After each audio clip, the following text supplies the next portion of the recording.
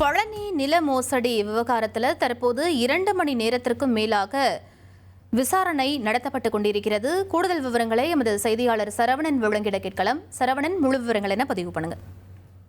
பழனி அருள்மிகு தண்டாயுதபாணி திருக்கோயிலுக்கு சொந்தமான 100 கோடி ரூபாய் மதிப்பிலான நிலத்தை மோசடியாக பத்திரப்பதிவு செய்ததாக தொடரப்பட்ட வழக்குல சிபிசிஐடி அலுவலகத்தில் தொடர்ந்து விசாரணையானது நடைபெற்று வருகிறது. இன்று 6வது நாள் விசாரணையாக அந்த திருக்கோயில் பழனி திருக்கோயிலின் முன்னாள் இணை ஆணையராக இருந்த மாரிமுத்து விசாரணைக்கு நேரில் ஆஜராகியிருக்கிறார். இந்த மாரிமுத்து தற்போது கூடுதல் ஆணையராக தற்போது பதவி உயர்வு பெற்று சென்னையில் பணிபுரிந்து வருகிறார் என்பது குறிப்பிடத்தக்கது.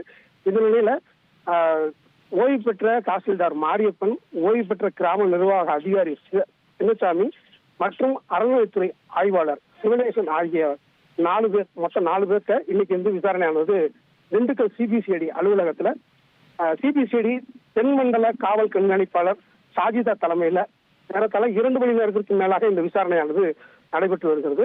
இந்த விசாரணையில தற்போது ஒரு முக்கிய தகவல் என்னன்னாக்க, இந்த விசாரணையில ஒரு 2 கட்டப்பைகள்ல அறநிலையத்துறை அதிகாரிகள் சில ஆவணங்களை சிபிசிஐடி அலுவலகத்துக்கு கொண்டு சென்று காட்டி வருகின்றனர்.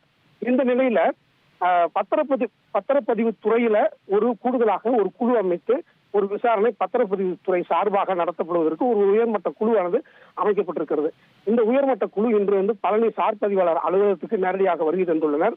பத்திரப்பதிவு துறை கூடுதல் தலைவர் சுதா மல்யா, உதவி பத்திரப்பதிவு தலைவர் பூங்கொடி மற்றும் இன்னொரு உதவி பத்திரப்பதிவு துறை தலைவர் கண்ணன் ஆகிய 3 பேர் கொண்ட ஒரு விசாரணை குழுவானது திண்டுக்கல் அந்த பழனி இருக்கக்கூடிய சார் பதிவாளர் அலுவலகத்தில் ஆய்வில் ஈடுபட்டு வருகின்றனர். இந்த ஆய்வு என்பது இந்த பிரச்சனைக்குரிய 100 கோடி ரூபாய் மதிப்புள்ள அந்த சொத்து பதியப்பட்டதற்கான அசல் ஆவணங்கள், அசல் கோப்புகள், கணினியில் பதிவிடப்பட்டுள்ள இந்த கோப்புகள் எல்லாம் எவ்வாறு கையாளப்பட்டது, அது யார் கையாண்டது, கையாண்ட அலுவலர்கள் யார், அவர்களது பெயர் விவரங்கள் மற்றும் அவர்களிடம் நேரடியாக இந்த விசாரணையை இந்த பத்திரப்பதிவுத்துறை குழுவானது நடத்தி வருகிறது என்பது குறிப்பிடத்தக்கது.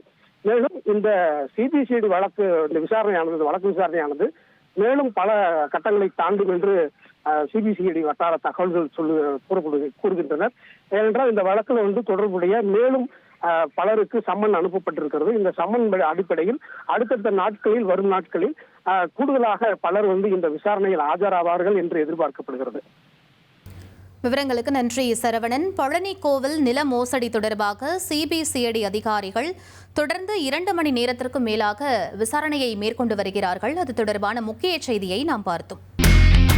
இனி செல்லும் இடமெல்லாம் செய்தி.